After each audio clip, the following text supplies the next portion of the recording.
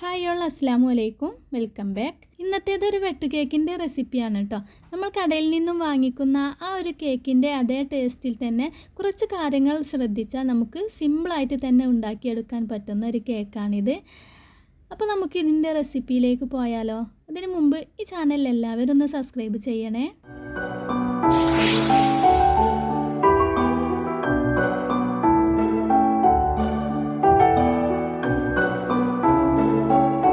അപ്പോൾ അതാ മാവ് കുഴച്ചെടുക്കാൻ പാകത്തിനുള്ള ഒരു വലിയൊരു പാത്രമാണ് എടുത്തിട്ടുള്ളത്. അതിലേക്ക് 3 കപ്പ് മൈദാമാവാണ് എടുത്തിട്ടുള്ളത് കേട്ടോ. അപ്പോൾ ഈ ഒരു ഗ്ലാസ്സിലാണ് ഞാൻ മൈദാമാവ് അളന്നെടുക്കുന്നത്. ഇതിൽ തന്നെയാണ് ബാക്കിയുള്ള ഇൻഗ്രീഡിയൻസ് ഒക്കെ അളക്കേണ്ടത് കേട്ടോ. അതിലേക്ക് 1.5 കപ്പ് റവയും കൂടി ചേർത്ത് കൊടുക്കാം. ഇനി ഒരു 1/4 ടീസ്പൂണ് ബേക്കിംഗ് സോഡ ചേർത്ത് കൊടുക്കുന്നുണ്ട്. എന്നിട്ടൊന്ന് മിക്സാക്കി കൊടുക്കുക. അപ്പോൾ ഈ ഒരു സമയത്ത് തന്നെ ഇതിലേക്ക് ഒരു പിഞ്ച് ഉപ്പും കൂടി ചേർത്ത് കൊടുക്കുക കേട്ടോ. മധുരത്തിൻ്റെ ബാലൻസിന് വേണ്ടിയിട്ടാണ്. ഇനി ഒന്നുകൂടി നന്നായിട്ട് മിക്സാക്കി കൊടുത്തതിന് ശേഷം ഇതിവിടെ മാറ്റി വെക്കാം. ഇനി ഒരു മിക്സിയുടെ ജാറിലേക്ക് 1 കപ്പ് പഞ്ചസാര ചേർത്ത് കൊടുക്കാം. ഞാനിവിടെ മൈദാമാവ് അളന്നെടുത്തിട്ടുള്ള ആ ഒരു ഗ്ലാസ്സിലാണ് കേട്ടോ പഞ്ചസാര എടുത്തിട്ടുള്ളത്. ഇതിലേക്ക് ഇനി ഒരു 5 ഏലക്കായുടെ കുരു ചേർത്ത് കൊടുക്കാം. ഇത് നന്നായിട്ടൊന്ന് പൊടിച്ചെടുക്കാം. പൊടിച്ചെടുത്ത പഞ്ചസാരയിലേക്ക് ഇതാ 3 മുട്ടയും കൂടി ചേർത്ത് കൊടുത്തിട്ട് ഒന്നുകൂടി ഒന്ന് അടിച്ചെടുക്കണം. അപ്പം 1 ഗ്ലാസ് മൈദയിലേക്ക് 1 മുട്ടയാണ് കേട്ടോ വേണ്ടത്. അപ്പോൾ നമ്മളിവിടെ എടുത്തിട്ടുള്ളത് 3 ഗ്ലാസ് മൈദയാണല്ലോ. അപ്പോൾ അതിന് 3 മുട്ടയാണ് വേണ്ടത്. ഇനി ഒരു കളറിന് വേണ്ടിയിട്ട് 1/4 ടീസ്പൂൺ മഞ്ഞൾപ്പൊടിയും കൂടി ചേർത്ത് കൊടുത്തിട്ടൊന്ന് അടിച്ചെടുക്കാം. ഇനി നമ്മൾ മാറ്റി വെച്ചിട്ടുള്ള ഈ ഒരു മാവിലേക്ക് ഈ മിക്സ് മുഴുവനായിട്ട് ഒഴിച്ച് കൊടുക്കാം.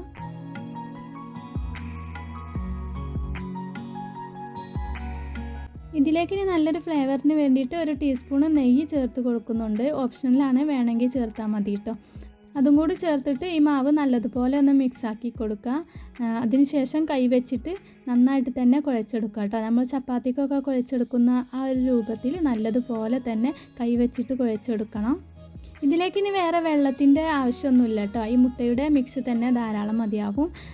വെള്ളം കൂടി പോവുകയാണെന്ന് തോന്നുന്നുണ്ടെങ്കിൽ കുറച്ച് മൈദയും കൂടി ചേർത്ത് കൊടുത്തിട്ട് ഇത് കുഴച്ചെടുക്കാം.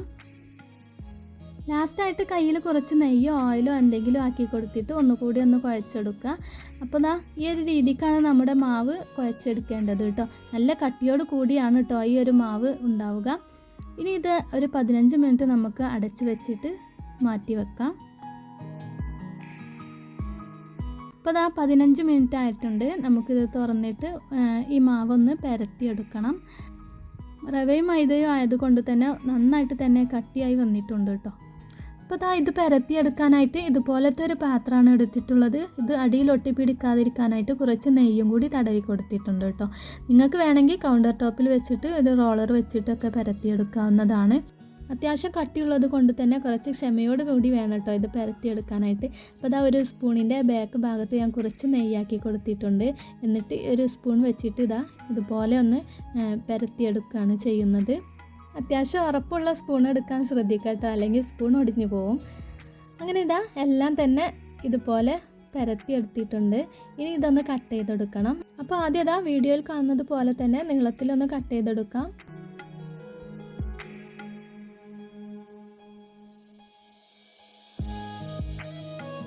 ഇനി ഇതാ ഞാനിവിടെ ഡയമണ്ട് ഷേപ്പിലാണ് കേട്ടോ കട്ട് ചെയ്തെടുക്കുന്നത്. നിങ്ങൾക്ക് ഇഷ്ടമുള്ള ഷേപ്പിലൊക്കെ ഇത് കട്ട് ചെയ്തെടുക്കാം. ഇനി ഇതിലും കൂടുതൽ വലുപ്പത്തിൽ കട്ട് ചെയ്യണമെങ്കിൽ നിങ്ങൾക്ക് വലുതാക്കിയും കട്ട് ചെയ്തെടുക്കാം കേട്ടോ. ഇനി ഇതിന്ന് ഓരോന്നായിട്ട് എടുത്തിട്ട് ഇതിന് ചെറുതായിട്ടൊന്ന് വെട്ടിട്ട് കൊടുക്കണം. ഈ ഒരു വലുപ്പത്തിലാണ് കേട്ടോ ഞാനിത് കട്ട് ചെയ്തെടുത്തിട്ടുള്ളത്.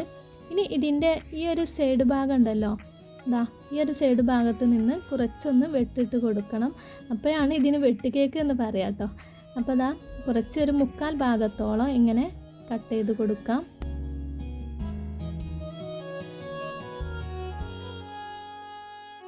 അപ്പോൾ ദാ ഇതേപോലെയാണ് കേട്ടോ കട്ട് ചെയ്തെടുക്കേണ്ടത്. ഇനി നമുക്ക് ബാക്കിയുള്ളതൊക്കെ ഇതുപോലെ തന്നെ ചെയ്തെടുത്തിട്ട് വരാം.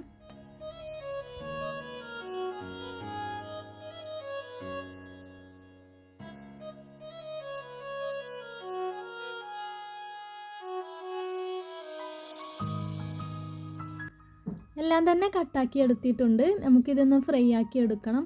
അപ്പോൾ ഞാനിവിടെ ഈ സൈഡ് ഭാഗത്ത് വന്ന ആ ചെറിയ കട്ടിങ്ങൊന്നും കളഞ്ഞിട്ടില്ല കേട്ടോ. അതൊക്കെ നമുക്ക് ഫ്രൈ ആക്കി എടുക്കാം. അപ്പോൾ ആ ഫ്രൈ പാനിലേക്ക് കുറച്ച് ഓയിൽ ഒഴിച്ച് കൊടുത്തിട്ടുണ്ട്. ഓയിൽ നന്നായിട്ട് ചൂടായി വരുന്ന സമയത്ത് നമുക്കിത് ഓരോന്നായിട്ട് കൊടുത്ത് ഫ്രൈ ആക്കി എടുക്കാം. ആദ്യം തീ ഹൈ ഫ്ലെയിമിലും പിന്നെ ലോ ഫ്ലെയിമിലും വെച്ചിട്ട് വേണം കേട്ടോ ഇത് ഫ്രൈ ആക്കി എടുക്കാനായിട്ട്. ഇതിൻ്റെ ഉൾവശമൊക്കെ നന്നായിട്ട് വെന്ത് കിട്ടണമെങ്കിൽ തീ ലോ ഫ്ലെയിമിലിട്ടിട്ട് വേണം ഫ്രൈ ആക്കാനായിട്ട്. അപ്പോൾ ഇതാ ഒരു വശം ആയിക്കഴിഞ്ഞാൽ നമുക്കിത് തിരിച്ചിട്ട് കൊടുക്കാം. അങ്ങനെ തിരിച്ചും മറിച്ചൊക്കെ ഇട്ട് കൊടുത്തിട്ട് ഫ്രൈ ആക്കി എടുക്കാവുന്നതാണ് കേട്ടോ. അപ്പോൾ ഈ ഒരു സമയത്ത് ഇതാ നന്നായിട്ട് തന്നെ പൊങ്ങി വരുന്നുണ്ട്. ഞാനിവിടെ ഡയമണ്ട് ഷേപ്പിൽ കട്ട് ചെയ്തെടുത്തപ്പോൾ ചെറുതായിട്ടാണ് കേട്ടോ കട്ട് ചെയ്തെടുത്തിട്ടുള്ളത്. നിങ്ങൾക്ക് വേണമെങ്കിൽ അത്യാവശ്യം വലുപ്പത്തിലൊക്കെ ഇത് കട്ട് ചെയ്തെടുക്കാവുന്നതാണ്. അങ്ങനെ ദാ കേക്കിൻ്റെ 2 വശവും ഗോൾഡ് കളറായി വന്നിട്ടുണ്ട് കേട്ടോ. ഇത് എണ്ണയിൽ നിന്നും കോരി മാറ്റാം. അപ്പോൾ ശ്രദ്ധിക്കേണ്ട ഒരു കാര്യം എന്താണെന്ന് വെച്ചാൽ തീ ലോ ഫ്ലെയിമിലിട്ടിട്ട് വേണം ഇതുപോലെ ഫ്രൈ ആക്കി എടുക്കാനായിട്ട്. ഇനിയിപ്പോൾ ഹൈ ഫ്ലെയിമിലാണ് റെഡിയാക്കുന്നതെങ്കിൽ ഇതിൻ്റെ ഉൾഭാഗം വേഗമില്ല, പുറം ഭാഗം കരിഞ്ഞും പോകും കേട്ടോ. ആ ഒരു രീതിക്കാവും ഇത് കിട്ടുക.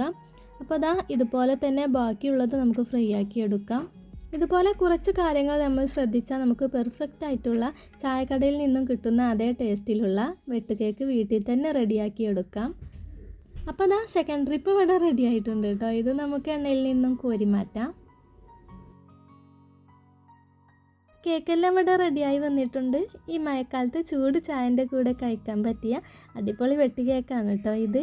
കുട്ടികൾക്കൊക്കെ വളരെ പെട്ടെന്ന് തന്നെ ഉണ്ടാക്കി കൊടുക്കാൻ പറ്റുന്ന ഒരു സിമ്പിളായിട്ടുള്ള റെസിപ്പി കൂടിയാണ് ഇത്. ഇതിൻ്റെ ഉൾവശമൊക്കെ നന്നായിട്ട് തന്നെ വെന്ത് കിട്ടിയിട്ടുണ്ട്.